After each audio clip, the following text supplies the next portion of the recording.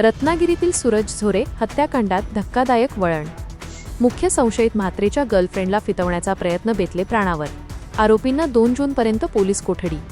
रत्नागिरीतील साईनगर भागात झालेल्या सूरज झोरे या 25 वर्षीय तरुणाच्या निर्घृण हत्या प्रकरणाला आता अत्यंत नाट्यमय वळण मिळाले आहे.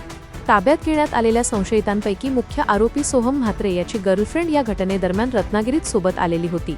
तिचे मन वळवून तिला फितवण्याचा प्रयत्न मयत सूरज याने केला होता.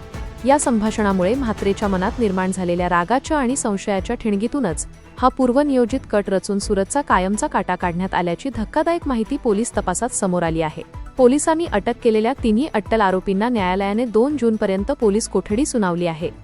तपासादरम्यान पोलिसांना या खुनामागे अत्यंत धक्कादायक माहिती मिळाली. घटनेच्या दिवशी संशयित म्हात्रेची गर्लफ्रेंड देखील रत्नागिरीत आलेली होती आणि ती या सर्वांसोबत होती.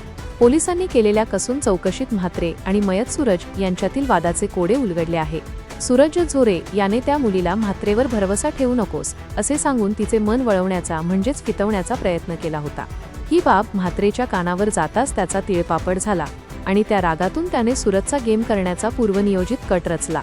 विशेष म्हणजे म्हात्रेची गर्लफ्रेंड सोबत असतानाच तिच्यासमोर सूरजवर हा खुनी हल्ला करण्यात आला.